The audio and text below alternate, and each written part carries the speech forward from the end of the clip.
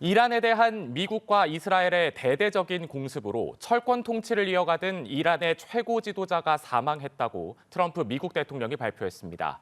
트럼프 대통령은 당분간 이란에 대한 공습을 계속하겠다고 밝혔습니다. 워싱턴에서 정호윤 특파원입니다.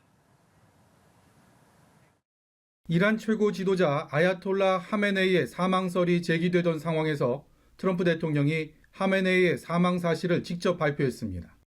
역사상 가장 사악한 사람 중 한 명인 하메네이가 사망했다며 이란 국민과 미국인 또 하메네이에 의해 살해된 많은 이들을 위한 정의라고 밝혔습니다. 트럼프 대통령은 미국의 정보 역량과 정교한 추적 시스템을 피할 수 없었고 이스라엘과 긴밀한 협력을 통해 목표를 달성했음을 강조했습니다. 그러면서 하메네이의 사망을 이란 국민이 나라를 되찾을 수 있는 단 한 번의 위대한 기회라고 주장했습니다. When we are finished, take over your government. It will be yours to take.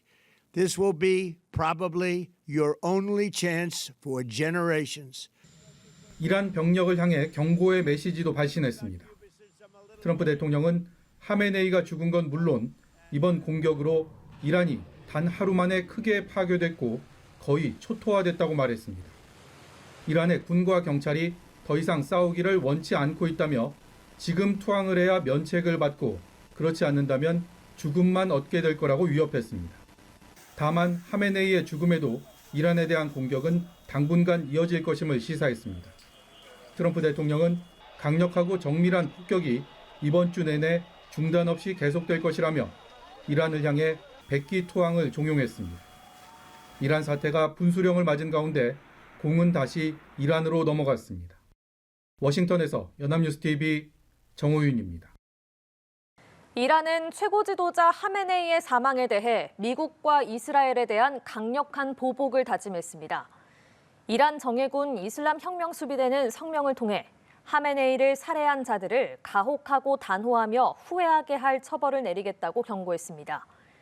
그러면서 이란 군 역사상 가장 파괴적인 공격이 이스라엘과 미국 테러 분자들의 기지들을 향해 곧 가해질 것이라고 예고했습니다. 한편 하메네이 사망에 따라 이란 정부는 곧바로 헌법상 임시 지도부 체계를 가동했습니다. 이란 국영통신은 이란 대통령과 사법부 수장 그리고 헌법수호위원회 소속 이슬람 율법학자 1인으로 구성된 위원회가 지도자 직무를 일시적으로 맡게 됐다고 보도했습니다. 미국과 이란은 70년 넘게 굴곡진 관계를 이어오고 있습니다. 왕정 당시 밀월에서 이슬람 혁명과 이란 핵 개발 등 파국이 반복돼 왔는데요.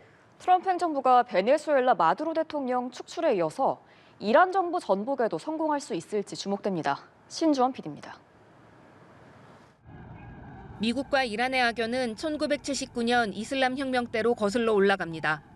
팔레비 왕정 체제에 불만을 품은 민심을 바탕으로 아야톨라 호메이니가 이슬람 혁명을 일으킨 후 밀월 관계였던 두 나라는 서로 적대국이 됐습니다. 특히 이란의 핵 개발 문제는 양국의 심각한 갈등에 더 불을 지피는 요인이 됐습니다. 도널드 트럼프 미국 대통령은 1기 행정부 때부터 이란을 상대로 대결 모드를 선택했습니다. 오바마 행정부의 이란 핵 합의를 파기하고 경제 제재를 부활시켰고 2020년에는 이란 혁명 수비대 사령관인 가셈 솔레이마니를 암살 작전으로 제거하기도 했습니다. 지난해 6월에는 포르도와 나탄즈 등 이란 세 곳의 주요 핵시설에 대한 공습을 단행하며 무력을 과시하기도 했습니다. 미국은 특히 제네바에서의 3차 핵협상이 진행되던 중 기습 공격을 단행했습니다. 트럼프 대통령은 핵협상 상황에 불만을 드러내면서도 추가 대화를 할 것이라고 밝혔지만 말을 꺼낸 지 불과 만 하루도 안 돼 이란을 공격한 겁니다. 올해 1월 니콜라스 마두로 베네수엘라 대통령을 기습 체포하는 데 성공하며 자신감이 올라간 미국이 핵 협상에서 합의점을 찾을 기미가 보이지 않자 군사 개입 카드를 꺼내들었다는 분석도 나옵니다. But finally, it has been leaked from this administration that it's quite possible that the regime is seeking regime change, which is using military action to try to revive the protests in Iran that were put down so brutally by the regime in January. 그동안 이란의 정권 교체와 관련해 일어날 수 있는 가장 좋은 일이라고 말해왔던 트럼프 대통령. 베네수엘라 마두로 대통령 축출 이후 이란 정부 전복에도 성공할 수 있을지 세계의 이목이 쏠리고 있습니다. 연합뉴스TV 신조원입니다. 네, 하메네이는 군 통수권과 대통령 임면권을 독점하며 이란을 지배해온 신권 통치의 절대 권력자였습니다. 하지만 테헤란 관절을 겨냥한 미국과 이스라엘의 합동 공습에 37년 무소불위 시대는 결국 막을 내렸습니다. 박준혁 기자입니다. 이스라엘과 미국의 전격적인 공습에 수도 테헤란의 내부 관저에서 폭사한 하메네이. 이란 혁명으로 신정 체제가 수립된 뒤 성직자 출신으론 처음으로 대통령에 당선됐고 1989년 최고 지도자 자리에까지 올랐습니다. 신권 통치의 정점인 최고 지도자는 군 통수권은 물론 대통령 임면권까지 틀어진 무소불위의 존재였습니다. 하메네이는 약 37년간 이란을 철권 통치해왔습니다. 엄격한 이슬람 율법을 앞세워 여성과 소수자 등을 잔혹하게 탄압했습니다. 지난 2022년 히잡 의문사 사건으로 촉발된 시위를 유혈 진압한 데 이어 핵개발 제재 등에 따른 경제난으로 올해 초 다시 번진 반정부 시위 역시 무력으로 찍어 눌렀습니다. 친위대인 이슬람 혁명 수비대를 동원한 무차별 유혈 진압을 밀어붙인 끝에 약 3만 6천여 명의 희생자가 발생했다는 국제인권단체 관측도 나왔지만 화살은 미국에 돌렸습니다. دیشب در تهران در بعضی جای دیگه یه مش تخریبگر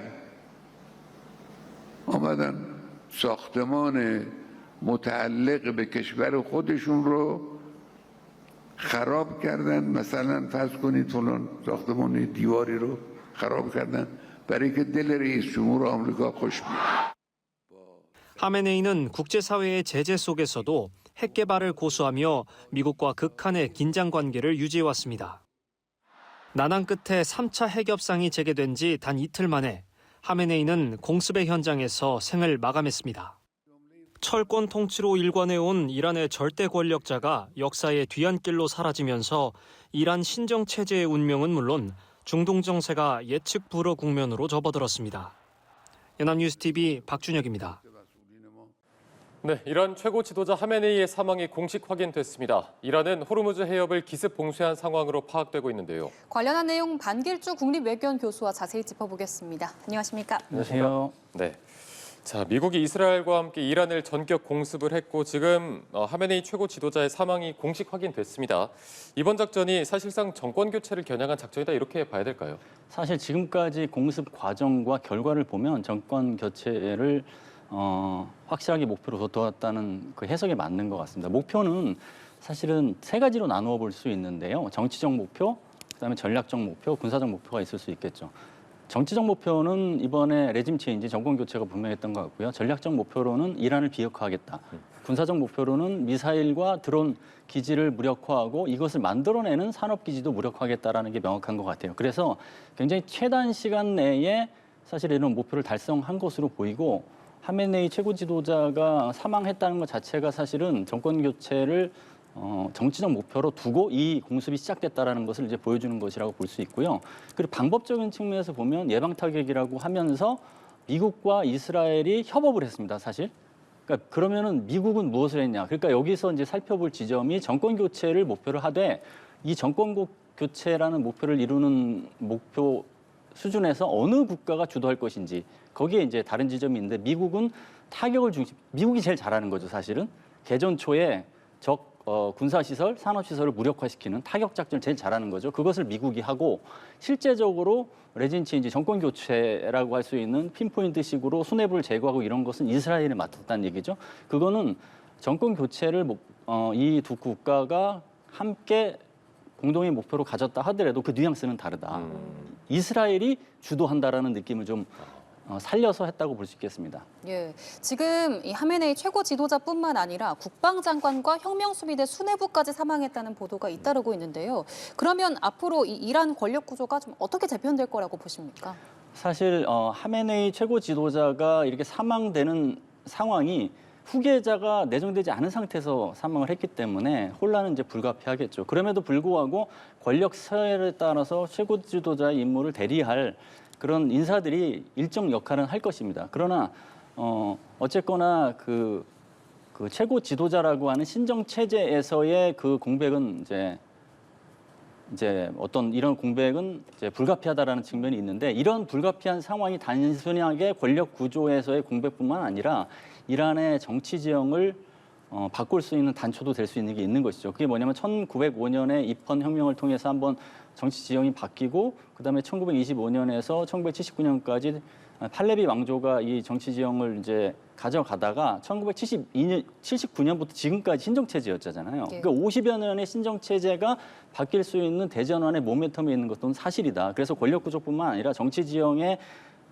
변화까지도 지금 따져볼 지점이 분명히 있는 것이고요. 그리고 이것을 과연 그 권력 구조뿐만 아니라 정치 지형까지 바꿔낼 수 있는 식으로 귀결될지 여부가 세 가지 변수가 있을 것 같아요. 그 변수는 첫 번째는 이란이라는 내부 변수가 있을 것이고 지금 트럼프 대통령은 계속 얘기한 게 미국이 뒤에서 도와줄 테니 이제는 이란 국민이 나설 차례다 이러잖아요. 그거는 신정 체제를 이란 국민이 나서서 바꿔라라는 주문이거든요. 그래서 이란이 어떤 식으로 지금 이 상황에서 대처가 될지 거기에서는 신정 체제의 잔당 세력들의 역할도 있을 테고 이란의 국민들의 역할도 있을 테고 이런 게 있을 것이고요. 두 번째는 미국 변수죠. 미국이 과연 이 중동 상황, 특히나 이란 상황에 어느 수준까지 관여를 지속할 것인지.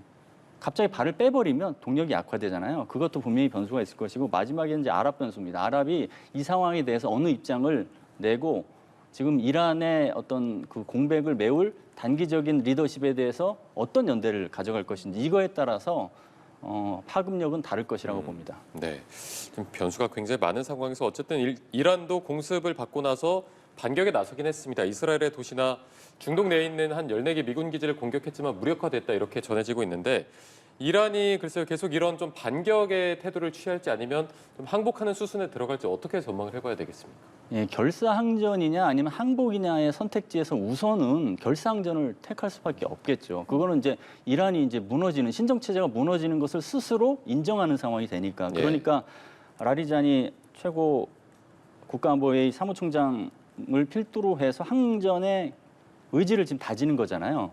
그럼에도 불구하고 의지만으로 사실은 이런 상황을 타개할 수는 없는 것이죠. 그래서 결국은 물리적 역량이 어느 정도 되느냐, 그다음에 외부의 지원이 얼마나 되느냐가 단초가 될 거예요. 내부 역량에서 본다면 과연 이 미국과 이스라엘의 공습과 지속되는 작전에 어느 정도의 반격을 할 수 있는지, 대표적으로 3천여 개의 탄도미사일, 그다음에 수천여 개의 드론 이런 것들을 얼마나 지속할 수 있을 것인지.